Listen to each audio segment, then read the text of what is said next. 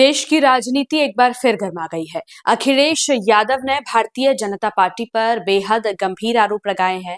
Samajwadi party के प्रमुख और उत्तर प्रदेश के पूर्व मुख्यमंत्री ने कहा कि आज देश में जो माहौल बनाया जा रहा है वो लोकतंत्र के लिए खतरनाक संकेत है। अखिलेश यादव ने कहा कि अगर एक पार्टी की सरकार है तो क्या इसका मतलब ये है कि दूसरी पार्टी के कार्यकर्ताओं को डराया धमकाया जाएगा, उनके दफ्तर जलाए जाएंगे और उनकी आवाज दबाई जाएगी। उन्होंने सवाल उठाते हुए कहा कि क्या यही लोकतंत्र है जो दुनिया की सबसे बड़ी पार्टी दुनिया को सिखा रही है। उन्होंने आगे कहा कि आज के डिजिटल दौर में कोई भी घटना किसी से छिपी नहीं रह सकती, चाहे वह उत्तर प्रदेश में हो या पश्चिम बंगाल में। हर खबर दुनिया भर में जाती है और भारत की छवि पर असर डालती है। सपा प्रमुख ने केंद्रीय एजेंसियों पर निशाना साधा। उन्होंने ईडी और सीबीआई के इस्तेमाल पर सवाल उठाते हुए कहा कि ये एजेंसियां विपक्ष के खिलाफ हथियार की तरह इस्तेमाल की जा रही हैं। 27 में पीडीए मिलकर के ऐतिहासिक जीत जीतने जा रहा है और उत्तर प्रदेश की जनता चुनाव लड़ेगी, कार्यकर्ता चुनाव लड़ेगा, हमारा संगठन चुनाव लड़ेगा।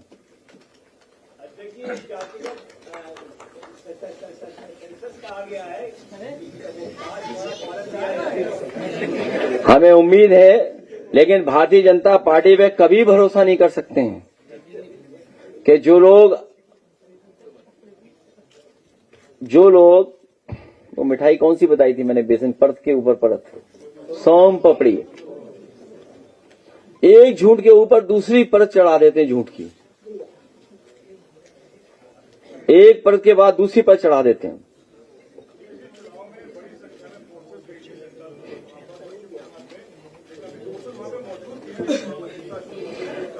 ये जो परंपरा चली है भारतीय जनता पार्टी जो करा रही है, ये लोकतंत्र को कमजोर करने की है कि अगर एक पॉलिटिकल पार्टी की सरकार है तो दूसरी पॉलिटिकल पार्टी की सरकार आएगी तो उसके पॉलिटिकल वर्कर की जान ले लेंगे, आप कार्यालय जला देंगे।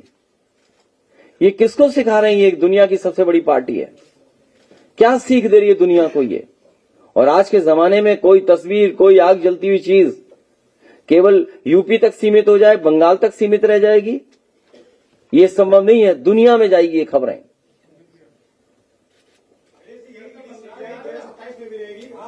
हाँ जाएंगे, बंगाल जा रहे हैं, बंगाल जाएंगे।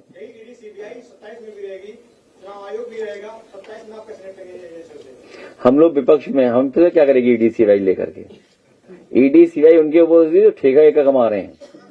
आप तो पता है अभी तक जो छापे पड़े किससे पड़े हैं? मैं अपने पत्रकार साथी से बताऊंगा, वो लास्ट पे लेना ईडी वाला। Bharatiya Janata party dry clean की दुकान है, Bharatiya Janata party dry clean की दुकान है। और जो ईडी सीबीआई की बात कर रहे हैं वो ग्राफ देख लो आप।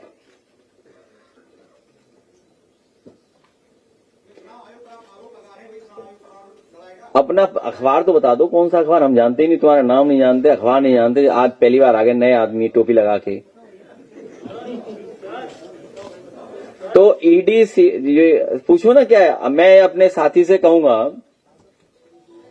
कि बीजेपी ने बीजेपी वालों पे ही ईडी सीबीआई इनकम टैक्स के छापे मारे हैं। कानपुर पता कर लो आप, ईडी सीबीआई का किस पे छापा पड़ा कानपुर में। और हम तो आज भी इंतजार कर रहे हैं कि जो हमारा 250 करोड़ रुपया पकड़ा गया था, दे तो दो बीजेपी वालों। याद करो जो बीजेपी वालों ने निकलवा के फर्जी न्यूज चलवाई थी। अगली बार मैं तुम्हारा नाम पता रखूंगा याद, तुम्हारे घर में ही निकलेंगे 250 करोड़ रुपया। क्या नाम है तुम्हारा? तो इसीलिए बच के रहना, बीजेपी वाले पैसे न रख दे तुम्हारे घर पे और कहेंगे समाजवादियों का पैसा है। और देखिए गोरखपुर में ईडी सीबीआई किस पे पड़ा छापा? किस पे पड़ा छापा बताओ? किनके खास है वो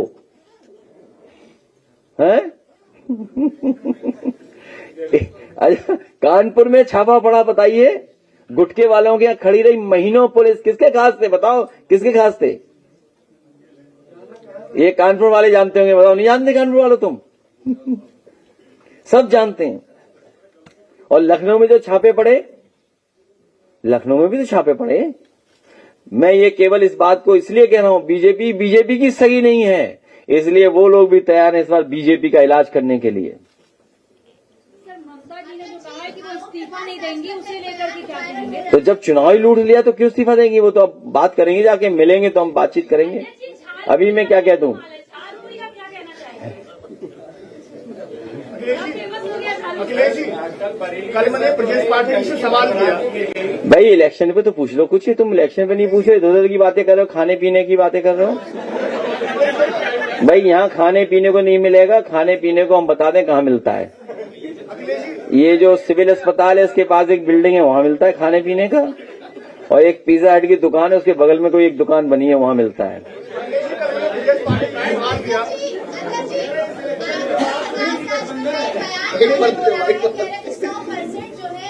पीडीए सरकार बना रहे हैं 100%।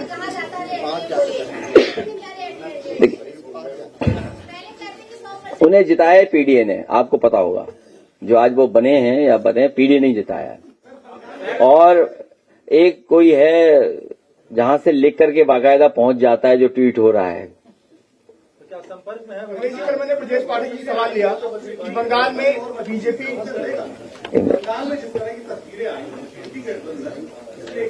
पहले सही बोलिए आप, ऐसे नहीं बोल सकते आप। हाँ, बहुत धन्यवाद आपका। हाँ, अब बोलो।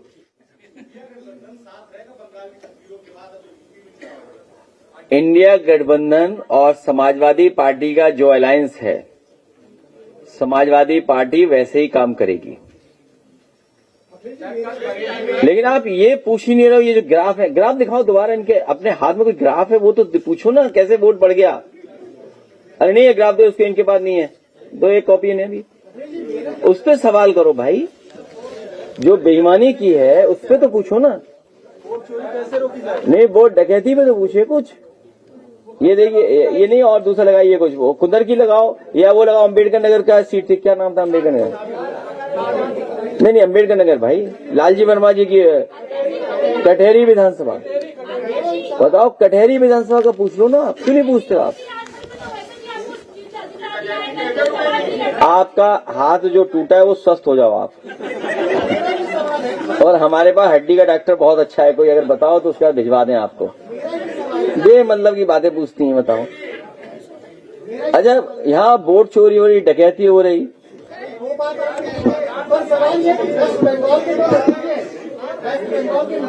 अध्यक्ष जी वोट चोरी रुकेगी कैसे?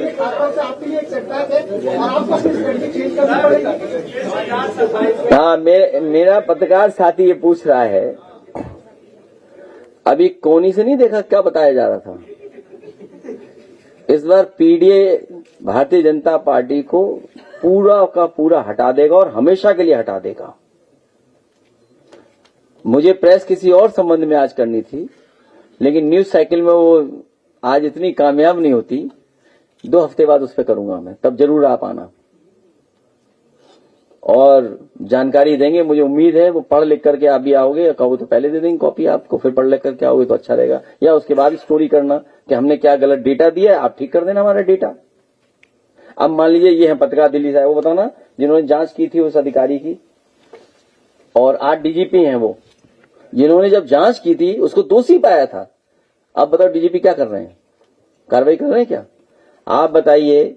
गाजीपुर, डीजी विजिलेंस से लीजिए, कागज ले लो भाई, आप लो भाई, हम तो पढ़ नहीं पाएंगे, तुम ही लो, लो दो उसको भाई। हाँ? अब बताओ गाजीपुर में उस विश्वकर्मा बेटी के साथ क्या घटना हुई। परिवार बेबस है, उतनी जानकारी नहीं रखता, समझ नहीं रखता है।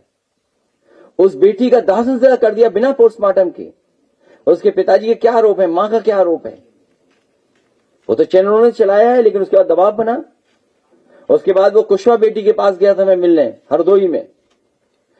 क्या सामंतवादी लोग, वर्चस्ववादी लोग क्या कर रहे हैं, क्या व्यवहार है उनका? अभी फतेहपुर की घटना, उस दिन मैं जब बात कर रहा था, जानकारी कर रहा था मैं, तो एक पुलिस के बड़े अधिकारी ने कहा कि मैं थाने में बैठा हूं, उस दोषी को पकड़ लूंगा, मैं पकड़ के दिखाऊंगा, थाने में बैठा हूं मैं। क्या बताओ, उसकी टांग पे गोली लगी? क्या उसके घर पे बुलडोजर चला? चला क्या बुलडोजर उसके साथ? क्या हुआ उसकी बेटी के साथ? इसी तरह मेरठ में एक मां को गोली मार दी गई, मुजफ्फरनगर में कश्यप मार दिया गया। बिजनौर मुजफ्फर ने सैनिक को मार दिया, पीट पीट करके मार दिया, नए नौजवान को। वो बुलंदशहर वाली घटना नहीं बोल रहा हूं मैं, दूसरी घटना बता रहा हूं मैं आपको। कितनी घटनाएं बताएं हम आपको। सर, इंडियन एक्सप्रेस लिख रहा है अपनी राय हमें कमेंट बॉक्स में जरूर दें। ऐसे ही लेटेस्ट अपडेट्स के लिए हमारे चैनल रॉयल बुलेटिन को लाइक, शेयर और सब्सक्राइब करना ना भूलें।